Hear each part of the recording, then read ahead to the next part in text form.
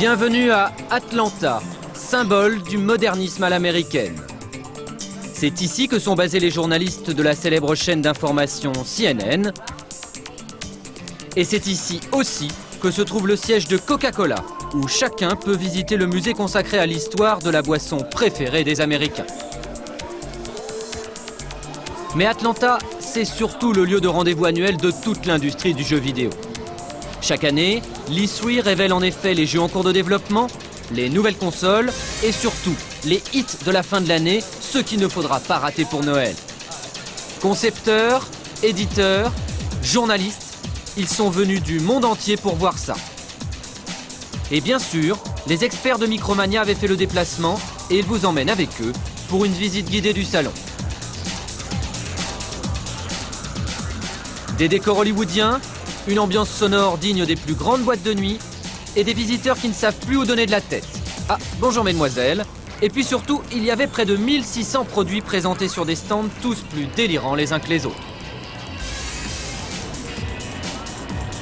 Un premier tour pour sentir les grandes tendances et on s'arrête sur chaque stand pour faire une sélection. Allez, on commence par un gros morceau. Sony a démontré une nouvelle fois sa suprématie avec un stand de 5000 m² où cette année encore, on découvre de véritables petites merveilles. On commence par les juniors avec Spyro le Dragon. Basé sur une technique révolutionnaire, ce jeu de plateforme en 3D est aussi mignon que fluide et il va assurément séduire les plus jeunes pour les fêtes de fin d'année.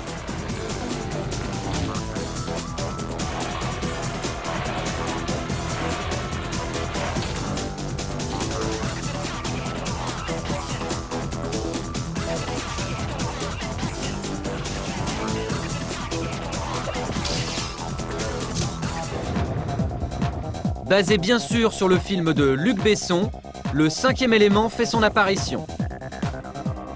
Conçu en France par Callisto, voici donc un bon jeu d'action, mais attention à ne pas oublier votre multipass.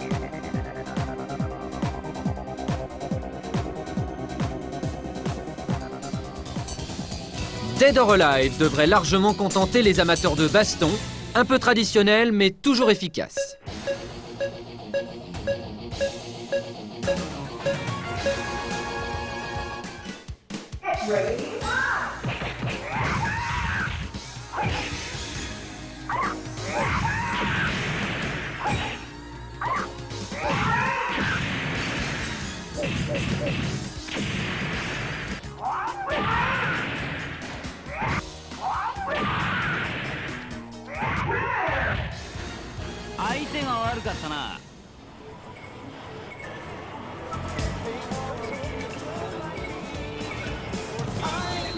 Ah, voici un produit intéressant car plus qu'original. Avec Bust Groove, il s'agit en effet de créer une chorégraphie pour votre personnage, histoire de le faire danser en rythme sur les musiques qui vous sont proposées.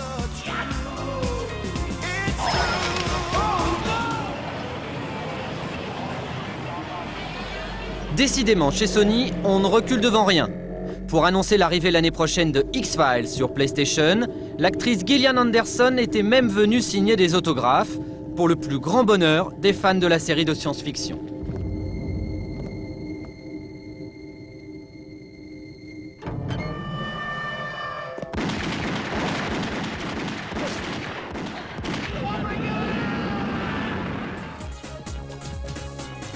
Ce jeu-là était attendu comme le Messie depuis déjà fort longtemps.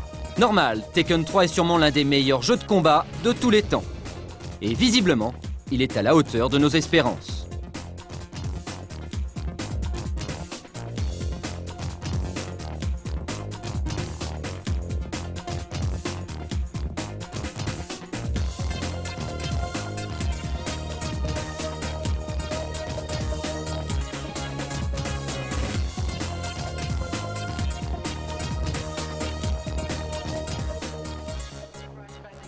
Bien entendu, Crash Bandicoot ne pouvait rater cet événement incontournable. Alors comme il était parti en mission à l'autre bout du monde, le célèbre personnage a donc présenté en duplex le 3e volet de ses aventures. Et une fois encore, ça décoiffe.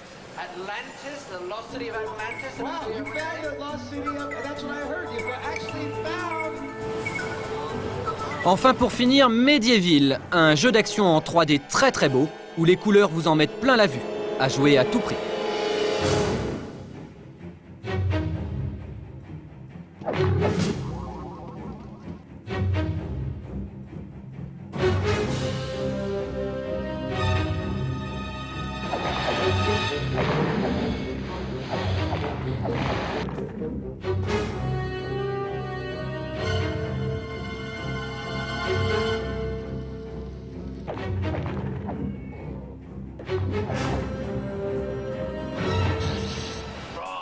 Eh ben, avec tout ça, il y en a pour Noël qui ne vont vraiment pas être malheureux.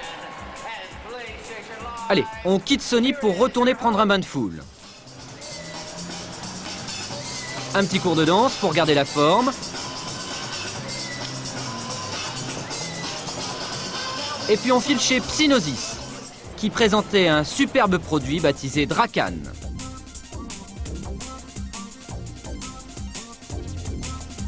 Typique de l'heroic fantasy, il va vous emmener dans des mondes étranges, en compagnie de cette jolie jeune femme qui chevauche un dragon. Après tout, c'est un moyen de transport comme un autre, non ?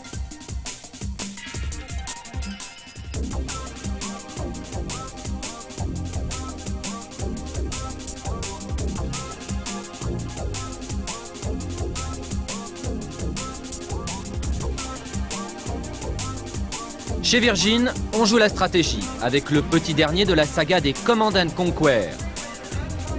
Après Alerte Rouge, voici donc Mission Tesla, où les retournements de situation sont fréquents sur le champ de bataille.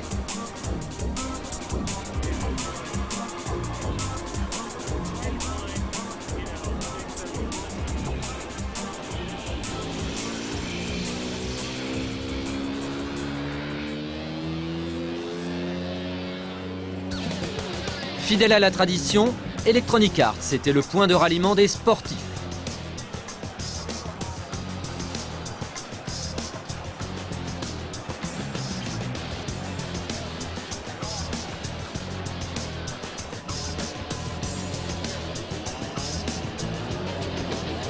Les motards avertis ont ainsi pu tester Moto Racer 2 pour faire le plein de sensations à 300 à l'heure.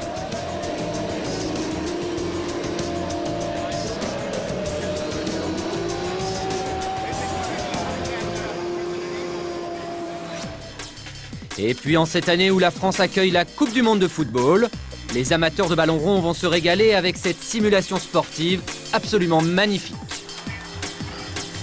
Oh, well played. Good touch. Was easy.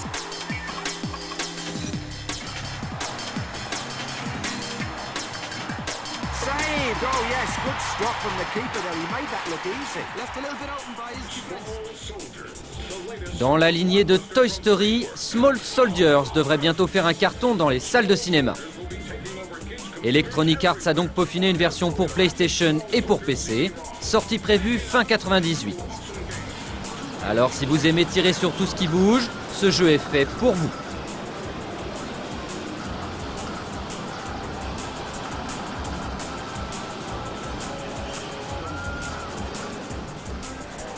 Et puis revoici un grand succès. SimCity 3000 en 3D isométrique est sans conteste l'un des produits forts de cet éditeur. De nouvelles possibilités pour ce jeu de stratégie, dont celle d'échanger des sauvegardes sur un site web. Bravo!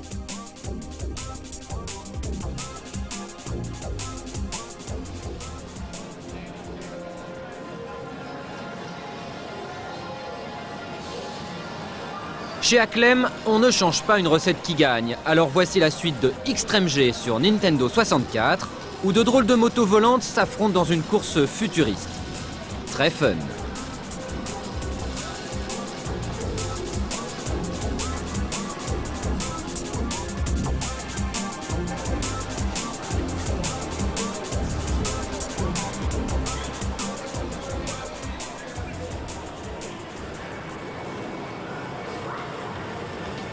Pour preuve que les Français n'ont pas à rougir devant leurs concurrents japonais ou américains, Ubisoft a encore fait la démonstration de sa French Touch avec un Rayman qui décidément a bien changé depuis ses débuts.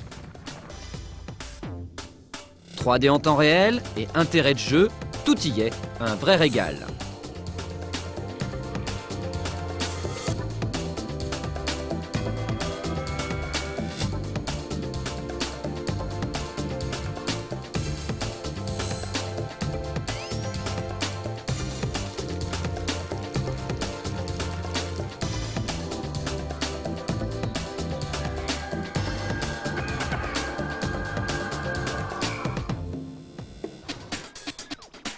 Et puis dans la même veine, mais avec un univers totalement différent, Tonic Trouble, vraiment superbe sur PC.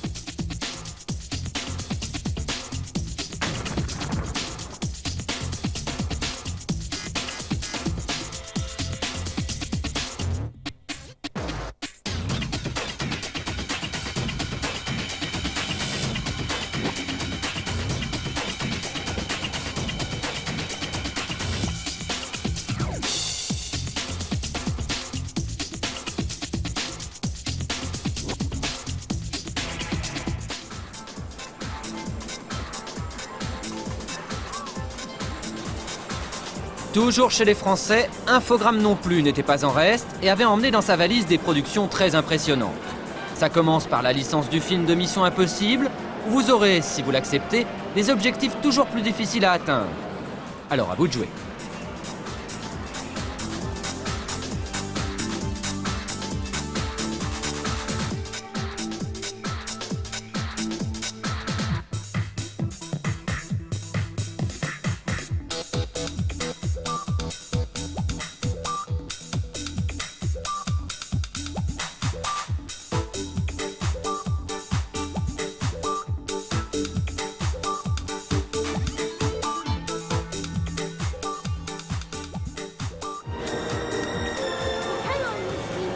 Après des heures, des jours et même des années de développement, voici enfin l'œuvre d'ores et déjà mythique d'Eric Chahi. Jouabilité à toute épreuve, fun omniprésent et graphisme extraordinaire, Heart of Darkness est à ne manquer sous aucun prétexte.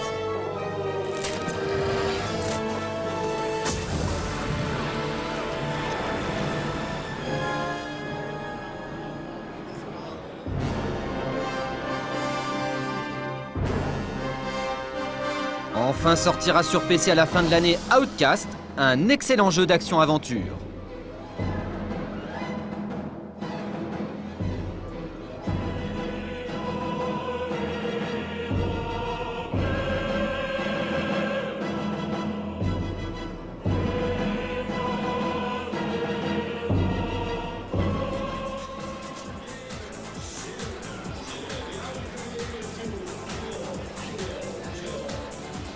Du côté du stand de GT Interactive, on retrouve la suite des aventures d'Abe. Après l'Odyssée, c'est donc l'exode de ce drôle de petit bonhomme, avec toujours autant d'énigmes à résoudre et un univers très très riche.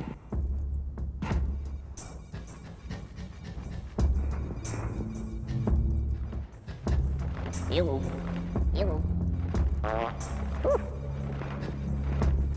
Follow me. Okay.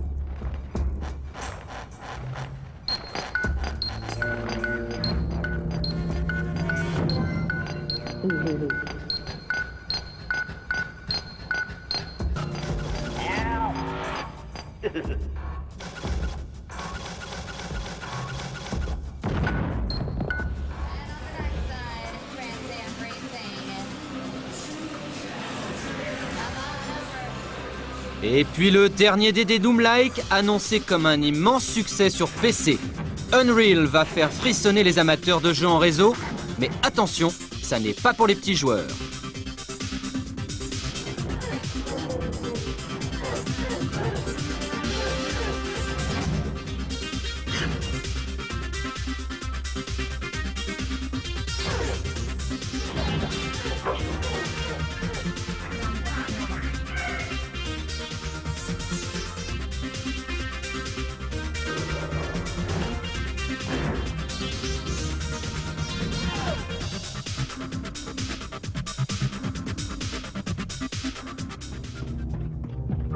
Fort d'une célébrité mondiale, Duke Nukem repart cette fois en chair et en os pour un voyage à travers le temps. Time to Kill sera disponible sur PlayStation. Sexe, violence et humour décalé il ne lui manque rien et c'est tant mieux.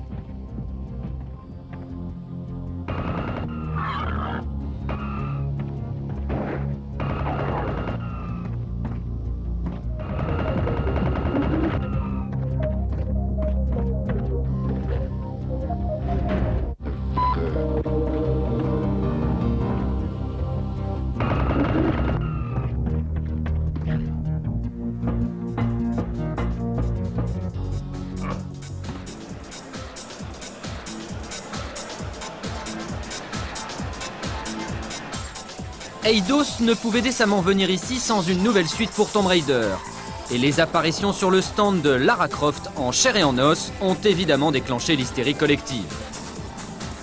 Seule une démo était cependant présentée, alors un peu de patience, il faudra encore attendre la version finale.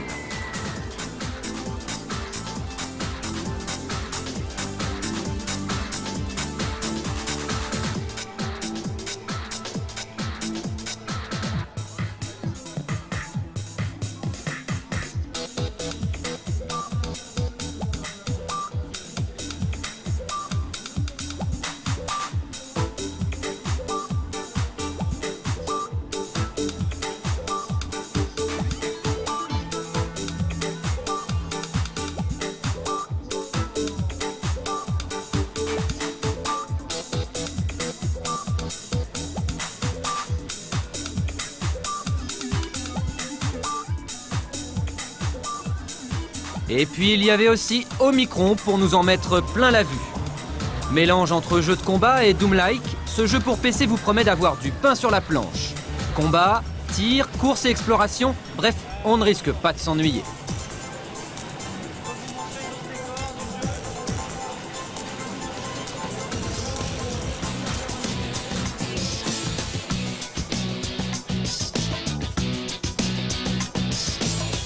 En attendant des jours meilleurs, Sega était surtout l'objet de nombreuses rumeurs avec la sortie annoncée de sa future console, la Dreamcast. Tout le monde en a parlé, personne ne l'a vu, et pourtant, ça n'est pas de faute d'avoir essayé.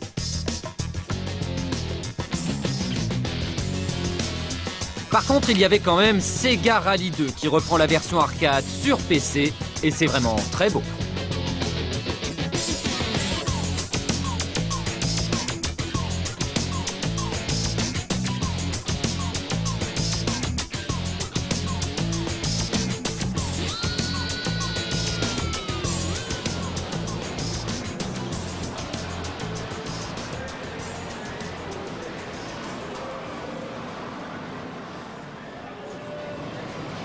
Fidèle à ses objectifs, Microsoft continue le développement de jeux destinés au PC bien entendu. Et voici notamment une version plus guerrière de Flight Simulator. Après la navigation commerciale, vous voilà donc plongé au cœur des combats aériens.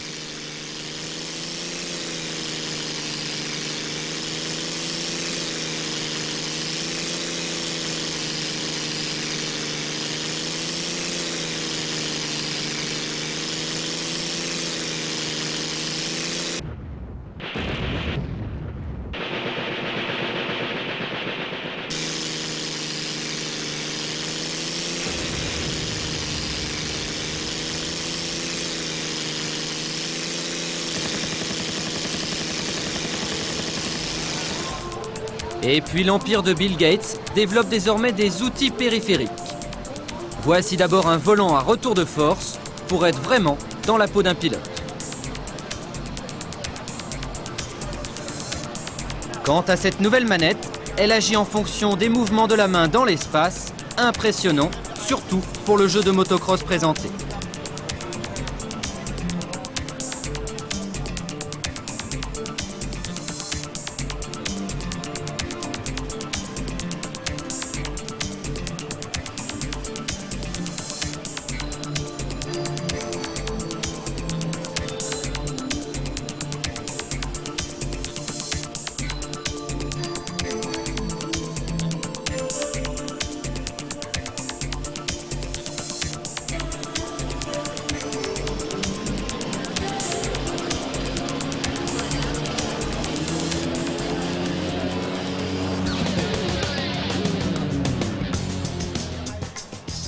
Enfin, voici un hit en puissance, attendu pour la fin de l'année sur PC, Age of Empires 2 s'avère très impressionnant.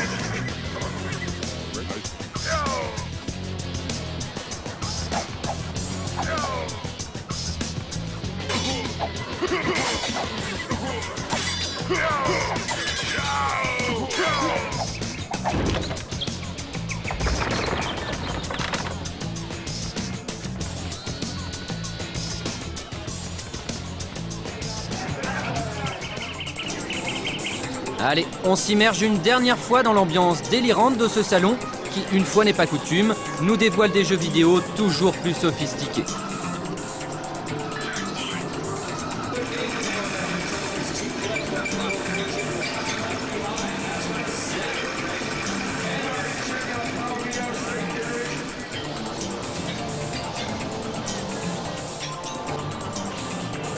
Et on finit cette visite comme on l'avait commencé, à savoir par un stand tout aussi incontournable. Vous l'avez compris, vous êtes chez Nintendo avec encore une nouvelle console. La Game Boy a pris des couleurs et ça n'est pas pour déplaire à ses nombreux fans. Et puis un nouvel accessoire apparaît également. Il suffit de placer le Game Boy Camera sur l'emplacement destiné aux cartouches et voici une console qui va vous prendre en photo pour réellement devenir le héros du jeu.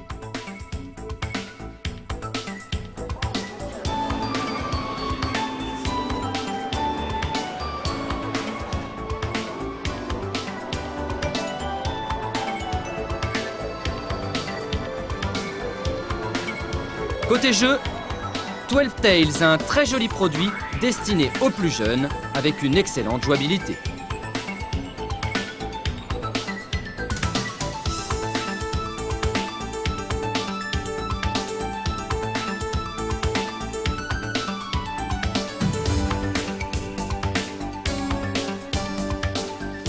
Mais surtout, voilà de quoi en avoir plein la vue, avec le grand retour de Zelda sur N64.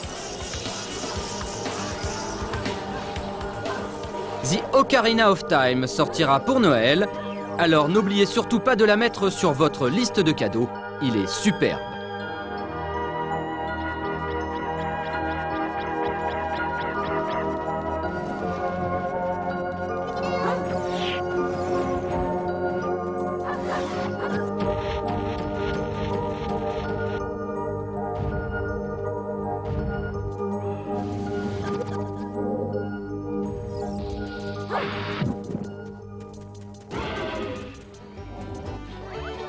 Et puis autre jeu phare de la 64 bits, Banjo-Kazooie est un concurrent sérieux pour Mario 64. Graphisme extrêmement mignon, jouabilité exemplaire et durée de vie impressionnante, bref, un grand jeu en perspective.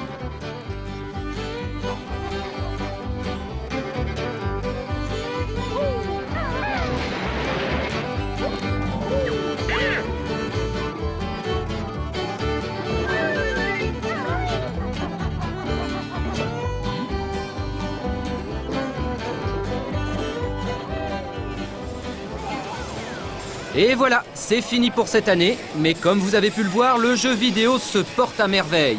Pour preuve, ces nombreux hits attendus en France dans quelques mois, et comme Micromania va chercher ces informations à la source, vous savez où vous procurer les dernières nouveautés, histoire de vous régaler encore longtemps sur console comme sur PC.